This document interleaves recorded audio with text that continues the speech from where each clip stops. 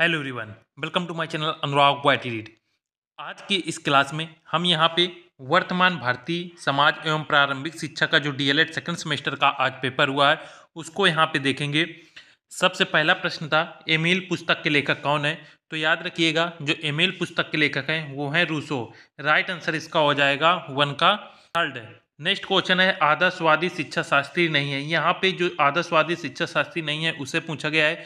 तो याद रखिएगा, जो मारिया मांटेसोरी हैं ये आदर्शवादी शिक्षा शास्त्री नहीं है। नेक्स्ट प्रश्न है, शिक्षा विकास है एवं विकास करना तथा अवृद्ध करना ही जीवन है, ये कथन किसका है? तो याद रखिएगा, शिक्षा विकास है एवं विकास करना तथा अवृद्ध करना ही जीवन है, ये कथन जॉन डीवी महोदय का है। नेक्स्ट प्रश्न है, शिक्षा प्राप्त करने के लिए प्रवज्य संस्कार होता है। तो जो प्रवज्य संस्कार है ये बौद्धकालीन शिक्षा पद्धति के अंतर्गत होता है। तो राइट आंसर इसका हो जाएगा 4 का सेकेंड। नेक्स्ट प्रश्न है, बौद्धकालीन शिक्षा के पाठ्यक्रम में अपराध विद्या के अंतर्गत नहीं पढ़ाया जाता था। तो याद रखिएगा, जो अपराध विद्या के अंतर्गत नहीं पढ़ाया जाता था वो था भूगर्भ शास्त्र। नेक्स्ट है, वर्धा में अखिल भारतीय राष्ट्रीय शिक्षा सम्मेलन आयोजित हुआ था। तो वर्धा में अखिल भारतीय राष्ट्रीय शिक्षा सम्मेलन जो है ये 1937 ईस्वी में आयोजित हुआ था। नेक्स्ट प्रश्न था, मुगल काल में उच्च शिक्षा के केंद्र थे। तो मुगल काल में जो प्रारंभिक शिक्षा केंद्र थे वो मकतब थे, किंतु यहाँ पे उच्च शिक्षा पूछा गया है इसलिए उच्च शिक्षा का जो केंद्र था वो था मदरसा। राइट आंसर हो जाएगा सेकेंड। नेक्स्ट प्रश्न है, बाल देवो भव ये शैक्षिक विचारधारा किसकी थी? तो याद रखिएगा, बाल देवो भव ये जो शैक्षिक विचारधारा थी ये गिज्जू भाई बधेका जी की थी। राइट आंसर हो जाएगा ऑप्शन नंबर थर्ड। नेक्स्ट है, विश्व पृथ्वी दिवस कब मनाया जाता है? तो याद रखिएगा, जो विश्व पृथ्वी दिवस है ये 22 अप्रैल को मनाया जाता है। राइट आंसर है 9 का फर्स्ट है। नेक्स्ट प्रश्न है, युग धारा कहा जाता है। तो युग धारा जो है शाश्वत मूल्यों को और परिवर्तनमान मूल्यों को दोनों कहा जाता था, इसलिए इसका राइट आंसर हो जाएगा ऑप्शन नंबर थर्ड। नेक्स्ट प्रश्न था, दिवस स्वप्न पुस्तक के लेखक कौन है? तो याद रखिएगा, जो दिवस स्वप्न पुस्तक के लेखक हैं वो हैं गिज्जू भाई बधेका। ऑप्शन नंबर 1 सही हो जाएगा। नेक्स्ट है, संविधान में किस भाषा को राजभाषा का दर्जा मिला है?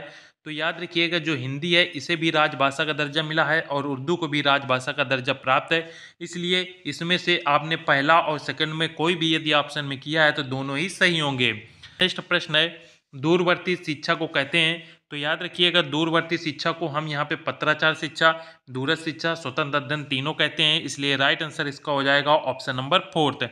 नेक्स्ट प्रश्न था यहाँ पे, शिक्षा एक द्विमुखी प्रक्रिया है, ये कथन किसका है?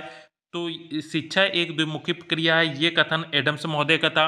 और यदि पूछता शिक्षा एक त्रिमुखी प्रक्रिया है तो वो फिर जॉन डीवी होता, इसलिए 14 का राइट आंसर हो जाएगा ऑप्शन नंबर सेकंड।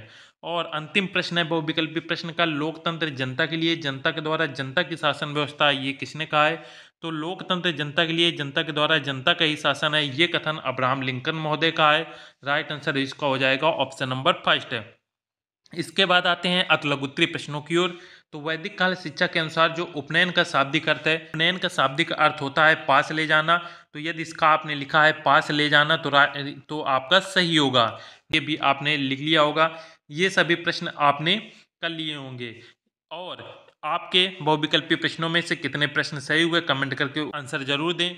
और सेकंड सेमेस्टर के जितने भी नेक्स्ट पेपर होंगे उनके सॉल्व सबसे पहले आपको यूट्यूब में मिल जाएंगे, इसलिए चैनल को सब्सक्राइब अवश्य कर लें। मिलते हैं नेक्स्ट वीडियो में। जय हिंद।